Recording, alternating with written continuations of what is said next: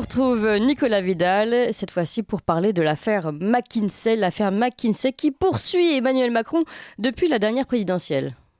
Eh oui, ma chère Clément, cette affaire, c'est comme un gros sparadrap pour Emmanuel Macron Ier, car maintenant, c'est au tour du parquet national financier, devenu célèbre, rappelez-vous, pour s'être attraqué notamment à Sarkozy et à Fillon, d'ouvrir une enquête préliminaire pour blanchiment aggravé de fraude fiscale aggravée visant McKinsey, ainsi qu'une information judiciaire pour tenue non conforme de compte de campagne et minoration d'éléments comptables dans un compte de campagne concernant qui? Des cabinets de conseil pour les campagnes électorales de 2017 et 2022. Et enfin, petite cerise sur le gâteau, une information judiciaire pour favoritisme et recel de favoritisme. Tout ça est absolument formidable. Alors, pour celles et ceux qui ne connaissent pas cette officine qui est McKinsey, c'est un puissant cabinet de conseil américain qui refile depuis des années des fiches rachitiques, des notes bâclées et des conseils foireux au gouvernement et à certains ministères pour des sommes astronomiques payées par l'argent des contribuables français. Et ces mêmes contribuables, eux, ils subissent directement dans leur vie quotidienne les conseils de McKinsey depuis des mois. Et McKinsey s'est payé même le luxe, drapé dans sa philanthropie flamboyante, de ne pas avoir payé d'impôts en France pendant 10 ans, sans que Bruno le rigolo et Bercy s'en émeuvent. Donc si on résume bien, ma chère Clémence, c'est on file un argent public de dingue à McKinsey, qui en retour ne verse rien à l'État français, avec la complicité du gouvernement. Mais alors expliquez-nous bien, Nicolas Vidal, en quoi ces relations entre McKinsey et Emmanuel Macron posent problème. Eh bien, il faut s'interroger sur le rôle effectivement qu'a joué McKinsey dans les 2 campagnes électorales de Macron, pour laquelle on a appris que des collaborateurs du cabinet américain avaient bossé gratuitement pour le candidat Macron, et que d'autres auraient été également des donateurs de sa campagne. Alors, pour n'importe quel citoyen qui a 2 neurones correctement alignés, la question du retour d'ascenseur, elle se pose. Pourquoi McKinsey aurait-il fait travailler gratuitement des gens pendant la campagne Emmanuel Macron? Ah oui. Et ça devient très intéressant, vraiment, je vous assure, lisez-le, lorsqu'on se penche sur le nombre de missions que le cabinet américain a gérées sous Macron président, c'est absolument ébouriffant. Alors, on commence, vous allez voir, c'est long. Les petites mains de McKinsey ont notamment bossé sur la crise sanitaire pour un peu plus de 12 millions d'euros.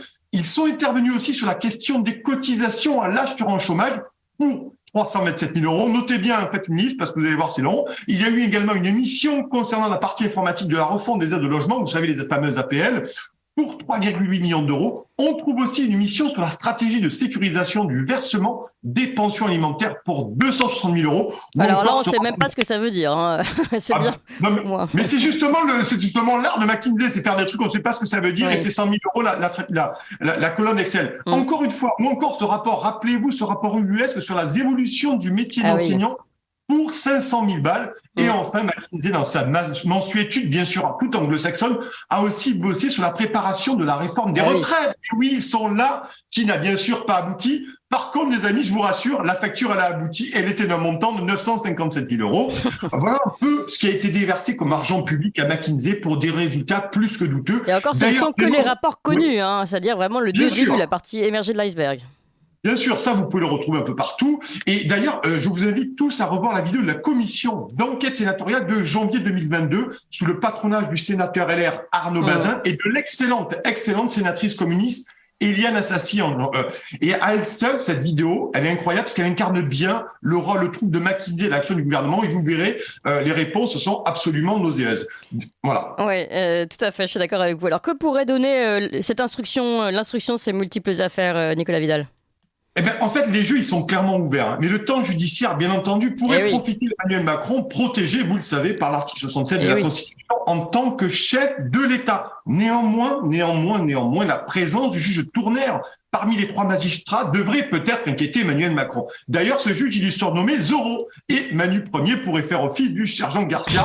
C'est un juge implacable, alors même que Manu Premier défiait, rappelez-vous, ses détracteurs il y a quelques mois, en agitant la probabilité du pénal. Il nous avait fait aussi le coup de qu'ils viennent me chercher. Oui. Alors, mais notre petit père des peuples a tous l'air de s'en foutre comme d'une guigne pour l'instant, car on apprenait, écoutez bien, qu'en juillet dernier, McKinsey avait signé un nouveau contrat avec l'Union des groupements d'achat public, qui n'est rien moins que la centrale d'achat de l'État, alors que la quête du PNF était déjà en cours.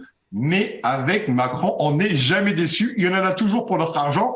Lorsqu'on apprend par nos confrères de Politico que mardi dernier, le procureur Bonnert, c'est le patron du PNF, est allé à une bamboche à l'Élysée pour fêter un pot de départ de plusieurs conseillers. Car rien, les amis, n'est trop scandaleux pour la Macronie et Macron, qui pourra pendant encore le long mois continuer sereinement à liquider ce qu'il reste de la France si l'opposition continue de s'aplatir et que les Français baissent la garde, éteignent leur cerveau et décalent leur ras-le-bol jusqu'à la Saint-Glinglin. Allez, bon courage, le loup. Et surtout, si le PNF continue de trinquer avec Emmanuel Macron, c'est sûr qu'on n'est pas sorti de l'auberge. Merci beaucoup, Nicolas Vidal. Merci. Vous appréciez cette émission? Alors aidez Radio Courtoisie à en produire d'autres, en indépendance totale. Rendez-vous sur soutenir.radiocourtoisie.fr. Merci d'avance.